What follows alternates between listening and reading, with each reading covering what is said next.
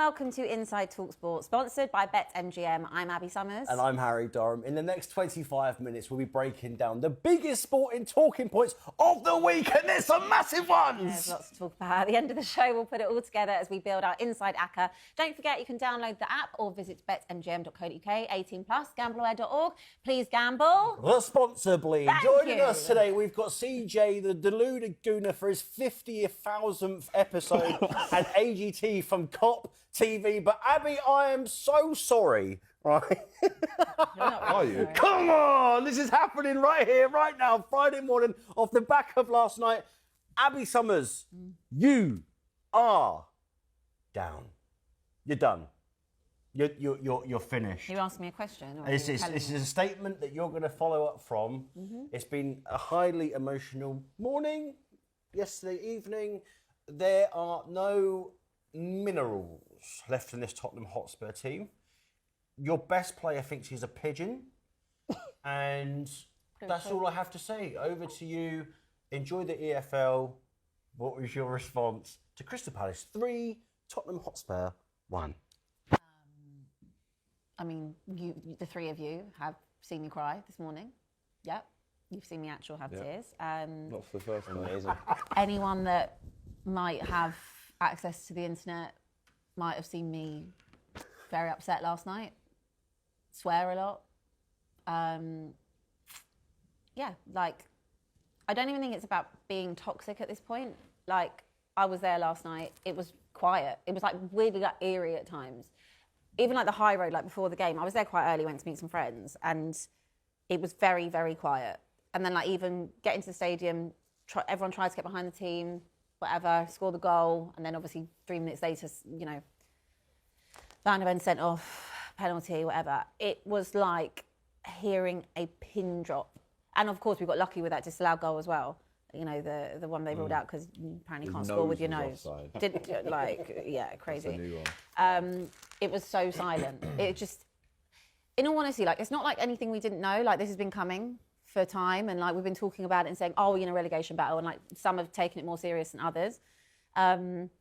This is really happening. Like, this is really happening, and I've said it to you quite a few times. I don't know where we're going to get points from. I have no idea. So to me, where I sit at the moment, we're not just in a relegation battle. I think we will go down at this point. Listen, David Prutton's probably licking his lips right now, obviously, you know, EFL review shows and stuff like that. My favourite tweet from last night, I'm just going to read it out. Some Spurs fans stayed until the end to beat the traffic. That's fantastic. To be fair, I left at 80 and there actually was no traffic. I got home in half an hour. One of the best shots, and I think this will win awards, was off the back when they were doing the analysis, I think with Joe Cole, and they were panning to all of the fans. Like, you had the matey boy with all of the... he sits in front of me. All of the badges on his cap, who was just like this. Yeah. But then the best shot that they had was just all of the empty seats. And this is 2 minutes after half time. After full time. After half time, it emptied out a lot. I mean, to be fair, it wasn't obviously full anyway, but it emptied out a lot at half time. And I was like, I think I said in our group chat, I said, I'm leaving. Like, I was like, I'm not staying past 60. And I was still there. Like, it's like my legs didn't want to leave. I wanted to leave, but it was like, I was just waiting. I was hoping. I was like, no, they're going to do something. They're going to turn it around. Like, they're going to find something just to get back into the game.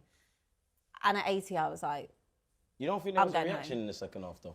Obviously, it's too little, too late. 3 points is all needed, but there was a bit of a heart. I'll tell you what, Adam Wharton was like Bergkamp last night. Like, the way that he was gliding was absolutely beautiful. But every team, I've said it the whole season, every team that plays against us, you won't get an easier game. I know last season, obviously, they finished 15th, and I was buzzing. 17th. And I was buzzing that you did beat Man United in the European Cup final. So at least there's that you still got that. Right? I'd give it back. But this, I'd trade it all. What we're seeing now, even as a non-Spurs fan, we all joke about Spurs and they're going down. Last night was the first time when I watched it with a Spurs mate. We just played football, won the football match, go to the pub. And then he was, you know, similar to you by the end. It started off as a joke, but last time was the first time that I've gone, oh, they actually might go down. I think it's in the realms of possibility. No, it's not even in the realms. Like, it is absolutely... Reality, the realms you're walking into it. CJ United goals on Wednesday night, right? And I mean, you felt my energy. I thought you were going to cry then, to be fair. I was fighting that. Because even though we hadn't kicked a ball and we hadn't played, all the results went against us. And for the first time, I felt that feeling. Like I was like, you know, it has been a joke here and there, whatever. And there's been a percentage of me that thought we were going to go down. But on Wednesday night, there was this feeling literally here that I was like, oh my God, this is actually This real. is a reality. And we haven't even kicked a ball. It's quite refreshing to see, though. I'm going to be quite frank with you. It's quite refreshing to see. With me, obviously, being a Fulham fan and have been through relegation, you've never been through it, you've never been through it, and you've never been through it. It's good to see the highs and the lows of football. And it is, in my opinion, with the Premier League being as stale as it is, quite refreshing to see a Big Six team actually potentially going down. And CJ, with you being an Arsenal fan as well, and it's reports suggesting this week it's going to cost the club £260 million. Wow. Beyonce's got to get a residency, surely. You've got to have Beyonce playing there at least once a week to try and accumulate some of that money back, because that sum of money and what Tottenham Hotspur are going to lose, Chick King is going to lose out. There's more games in the Championship. No, it is, because when you get was still thriving last night. Yeah, Bristol City. Last night, because you're in the Premier League. But I tell you what, I'm going to be surprised if you get relegated and you fill out 60,000 in that. Oh, that's not Mate, happening. we're not filling it out now. Still got the boxing and whatnot. We're not there. filling it out now.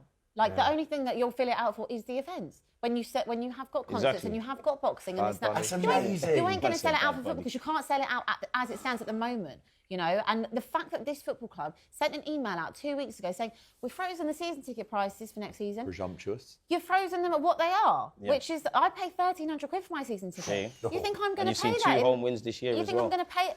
You think I'm going to pay that in the Championship? Are you mad? We should get Anthony true, Acosta it's to do a residency as It's well. true. Obviously, Bring back blue blue. and massive Spurs fan as well. But CJ, coming to you, with obviously Arsenal being in the form that they are in, with obviously such a tragic style of football, and it's really difficult to watch.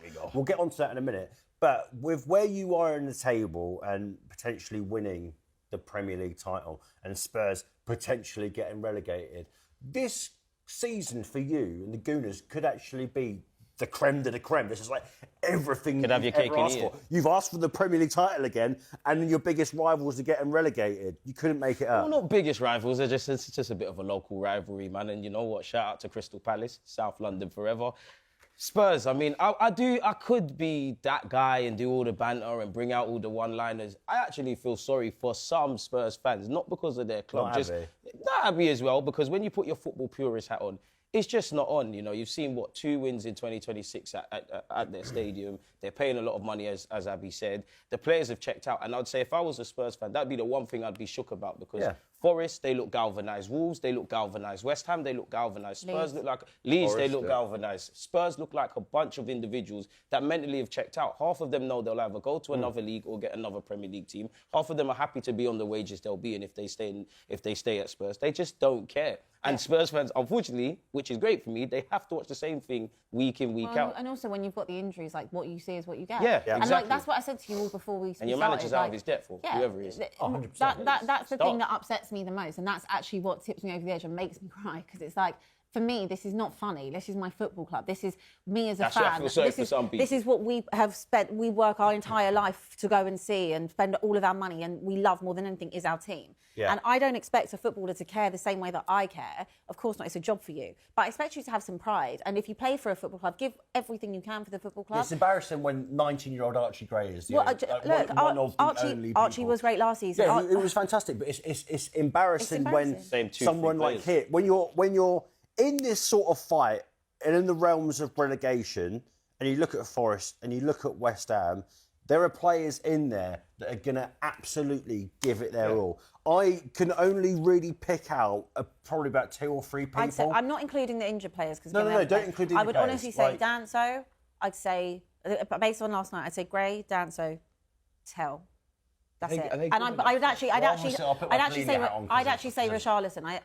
Richarlison has got the ability's not there, but he always does The care. desire was He there. cares. That's what pigeons do, though. Very true. Pigeons always are there to try and find the scraps, and they'll battle. They'll battle to the end of their life to try and find that extra chip. Do you know what I mean? AGT. We're talking about heart there, and you're looking at someone like Mickey van der Ven, who hasn't covered himself in grace, got sent off last night. The last couple of weeks has been absolutely tragic for him, in my opinion. This is a guy that is excelling to be one of the best centre-backs in the world. You know, you've got touts of the biggest clubs in the world, Real Madrid after his signature, Wouldn't be surprised if Canate was to go to Real Madrid in the summer, if Liverpool were in for him. But from what you see this season from someone like Mickey van der Ven, if I'm a top-level manager and top-level club, when the going gets tough and he's acting like this, Van der Ven gets I wouldn't want him anywhere near me. I wouldn't even want him at Fulham, for goodness sake. Well, yeah, I mean, he is a Liverpool fan, and his dad is as well, so there is that connection there. But I think having seen what I've seen with my own eyes this season, and it's not just him, let's not just single out Mickey van der Ven, it's Ramiro who constantly acts like a petulant He child. shouldn't get the captain's It's the right armband and left back as well, and the keeper that constantly let them all down. Yeah. Last night he gets sent off because he made no attempt to play the ball. It is a red card. Doesn't help when your other centre-back has been sent off a couple of weeks before, leaving you out now for the game at Anfield, which is probably...